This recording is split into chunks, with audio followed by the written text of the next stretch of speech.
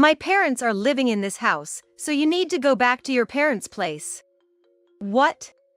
I was taken aback by my husband's sudden words. Yet, my husband seemed to think he was making perfect sense. What now? You got complaints? Don't argue with what I'm saying. I'm totally okay with divorcing you, he began to assert. Lately, he'd been cold to me, and I had my own grievances. I had been considering divorce as well, but I didn't think being kicked out of the house was fair. I mean, I'm the only one paying the $1,800 for the living expenses. I wonder if he even remembers that. As I stared at him in disbelief, he lost his patience and snapped, "Get out of this house already. If you're here, my parents won't feel comfortable coming." I truly didn't understand why I had to leave, but I said, "All right. I'll take everything I bought with me." Once I agreed, my husband, contented, said, "Get on with it then," and left. I immediately called a resale shop. My name is Emily. I currently live with my husband, Robert, who's 5 years my senior. Robert and I met when mutual friends introduced us, and we unexpectedly bumped into each other while hanging out with them. It naturally led to us spending a day off together. I'm actually thinking of becoming a voice actor. I'm studying for it now. Listening to Robert, I thought his deep voice was indeed impressive. I've always had a soft spot for soothing voices, and I felt drawn to his. He probably sensed my interest. Soon, Robert and I exchanged contact information, suggesting we should hang out alone. With my agreement, before we knew it, we started dating. Neither of us explicitly said we should date, but we found ourselves in a relationship. Being young at the time, I thought this must be what adult romance feels like. I'd just graduated from college and started working, so maybe I was taken by the idea of dating someone who seemed so mature compared to me. Seeing this, my best friend, Ashley, expressed concern. "Are you sure about dating someone 5 years older?" I confidently replied, "It's fine. Age gap relationships aren't that uncommon nowadays. I really like Robert, and he feels the same about me. There's nothing to worry about." Seeing my conviction, even initially concerned Ashley said, "Well, if you say so, Emily." Robert and I continued dating for about 3 years, and he eventually brought up marriage. Honestly, I'd mentioned him to my parents and the fact that he was 5 years older, so they were eager to meet him. Given this pressure, I often found myself wondering when he'd propose. He proposed to me during one of his usual visits to my apartment where we'd just hang out and relax. Normally, I'd expect a proposal to happen in a more romantic setting, but this casual approach felt very much like Robert. I didn't mind it. In response to Robert's proposal, I said, "Sure. Let's get married." So, perhaps we were both a bit nonchalant about it. After that, we went to visit each other's parents, but to be honest, I didn't really get along with Robert's folks. When we arrived at Robert's family home, the entryway and living room were crammed with what looked like antiques, though I couldn't tell where they were from. But from what I could see, they all seemed to be replicas or imitation pieces. However, as we were ushered into the living room and met Robert's parents, both were dressed in high-end branded clothing and decked out in gaudy jewelry as they greeted me. It felt like I was meeting a stereotypical nouveau riche couple. No matter how I looked at it, our tastes and values seemed too different for us to get along. Robert's mother even looked at me and remarked, "You look so average, don't you?" comparing her appearance to mine, which was quite rude. I was taken aback that the parents of the man I was thinking of marrying could be like this. But in the end, it's Robert and I who are getting married. If I don't get along with my future in-laws, then I don't really have to interact with them much. So, I decided not to let it bother me too much. After Robert and I got married and moved into our condo to start our life together, after a while, Robert came to me looking a bit anxious. "Hey, who was that woman in the blue dress among your guests at the wedding?" "Which woman in a blue dress?" There were several of my guests who wore blue dresses, so just based on that information, I couldn't figure out who he was talking about. The one who gave a speech as your best friend. Do you mean Ashley? Yes, she was wearing a blue dress. Upon hearing this, Robert muttered, so it was Ashley. What's wrong with Ashley? When I asked, he seemed visibly flustered. Oh, it's nothing major. The other day, when I was headed to work, I thought I saw someone who looked like her. That's when I remembered she had given a speech as your best friend at the wedding. I was puzzled at his sudden interest in Ashley and why he was so flustered. But he just chuckled and said, "It's nothing, really," and retreated to his room before I could ask anything further. A little while later, I got a call from my best friend Ashley with some news. Listen, Emily. My boyfriend's coming back to the US next year. Actually, Ashley had been dating her boyfriend since high school. They'd known each other since elementary school, but he had moved away in middle school, and since then, they had been writing letters to each other. By the time they got to high school, they were reunited, and that's when he confessed to her. I always felt content listening to Ashley's bittersweet love stories. I always enjoyed hearing about her love adventures. And her boyfriend, after working for a few years at his company, got transferred to an international branch and had been away from the US for some time. Despite the distance, their communication never faltered, and they remained a close-knit couple. Do you think he might propose once he's back and then you guys will get married? Oh, Emily, you're always so quick to jump to conclusions. Just make sure to invite me to the wedding. I promise I'll give a heartwarming speech. Of course. After that touching speech you gave at your wedding, I'll definitely need you to do the same for mine. Don't set the bar too high. We shared a laugh over our tea. We could talk about anything and everything, completely trusting one another. If one of us had a problem, the other would be there, always ready to offer a shoulder to lean on. And it was around this time that I started noticing Robert coming home later and later. Working late again today? Yeah. You think I shouldn't work or something? Even after getting married, Robert held on to his dream of becoming a voice actor. While studying for that career, he couldn't quite see the results and had to work part-time jobs to make ends meet. Yet, all the money Robert made from his part-time jobs went straight to his voice acting classes, so I had to cover all our living expenses. That's why we couldn't really save up a shared savings.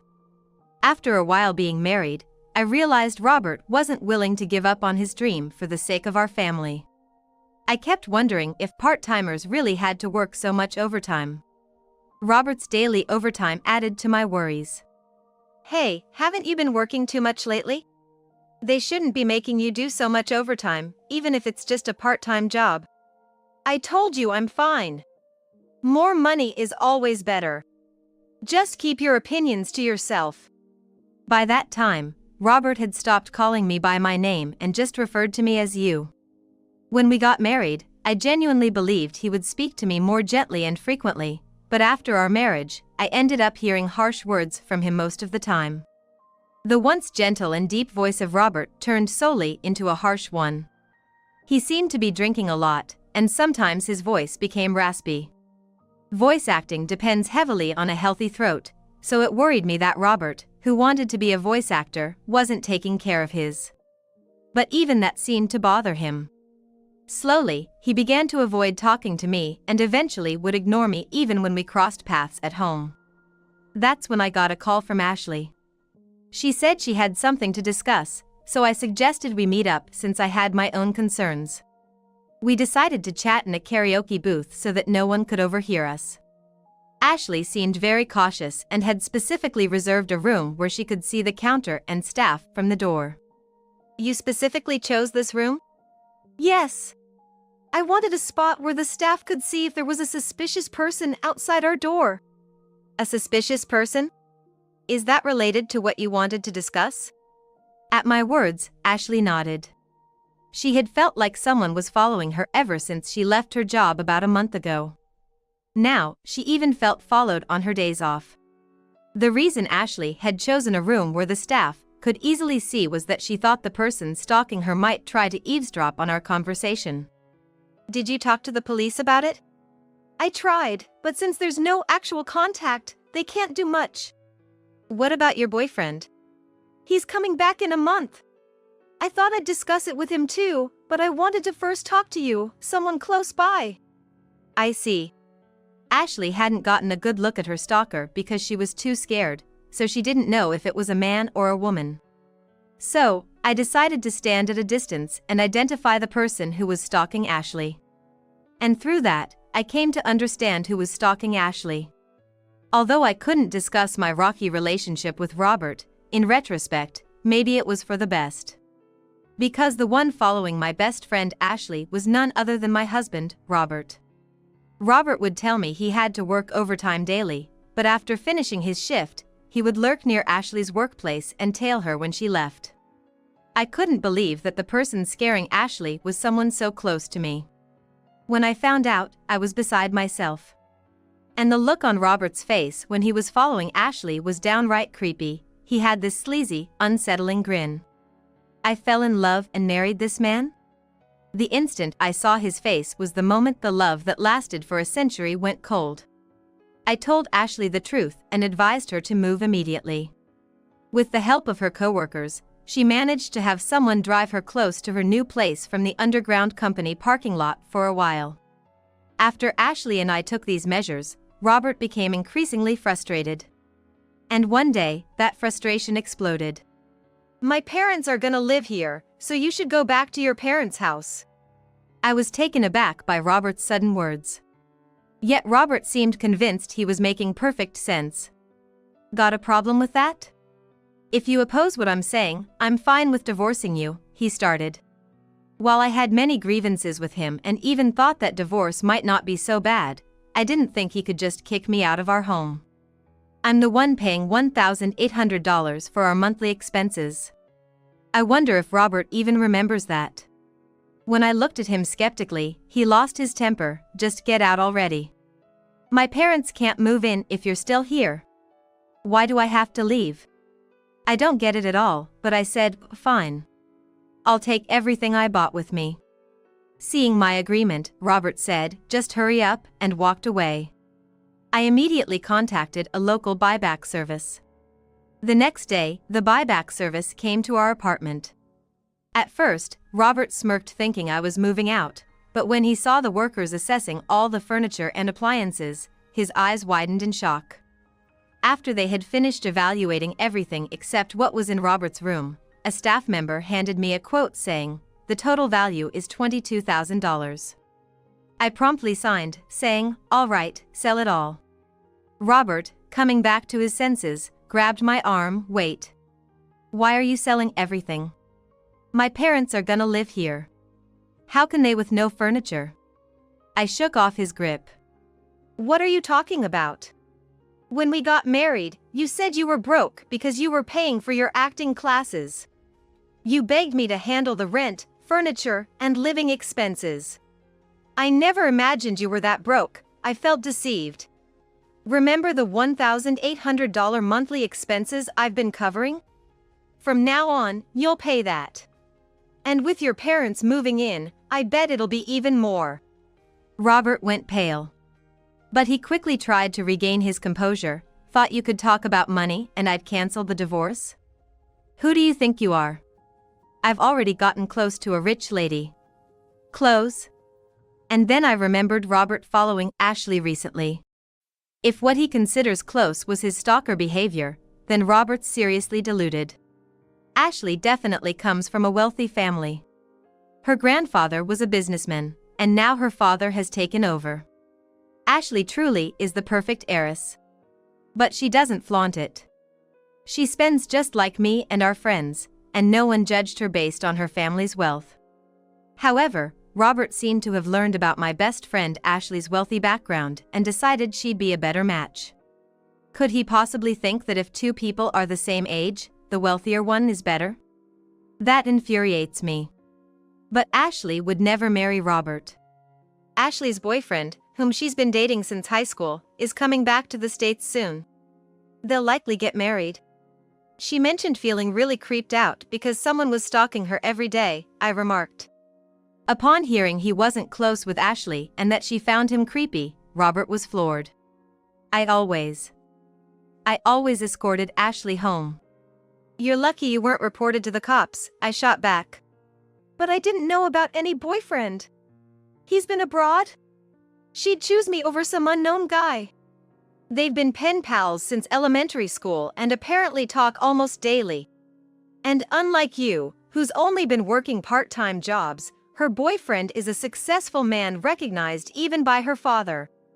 Robert looked utterly defeated as I spoke. When the buyback workers had taken all the furniture and appliances, he seemed to recover somewhat. Guess you are all I have. You'll support my dream of becoming a voice actor forever, right? He asked, striking a pose. I gave him a cold look and said, "Excuse me? I've already been to the divorce lawyer's office and started the process. Let's communicate through our attorneys from now on." Robert, perhaps thinking I still had feelings for him, clung to my waist. Don't say things like that. Haven't we been getting along all this time? Getting along? When? Ever since you found out my best friend Ashley is a wealthy heiress, you've been cold to me and started hanging around her. Right after I married you, I realized it was a mistake. Robert started crying like a little boy. Even though he's 5 years older than me, seeing him cry like a child only made my already dwindling affection for him drop even further. At this point, I can't stand being in the same room with him. Just cut it out. Oh, by the way, I told your uncle who's letting us rent this apartment about our divorce. My uncle? You know he's strict, right? Well, I've been paying all the rent and living expenses until now, so when I told him you might not be able to afford it if I leave, he said he'd make you work for him. That means I won't be able to continue my voice acting studies. You hardly ever practice anyways. Maybe it's time to face reality. Anyway, if you come near Ashley again, I'll report you to the police immediately. Goodbye. I left the house, determined to never look back. I plan to return to my parents' house for now, but I'm thinking of moving closer to my job if I find a good place. As for Robert, it seems his uncle kept his word and made Robert work at his company. Soon after, Robert's parents, who had been planning to leech off their son after he married the wealthy heiress, also moved into the apartment. They too were taken to work at the uncle's company. Seems like the whole family had a habit of taking advantage of others. I'm just glad I was able to get away from such a toxic family. Age difference doesn't really matter, but I think I need to choose my next partner more carefully. On another note, after things with Robert settled, I received a wedding invitation from Ashley herself. She introduced me to her longtime boyfriend, and I truly wished them all the best. My first marriage didn't work out, but I hope Ashley's marriage will last for many years to come.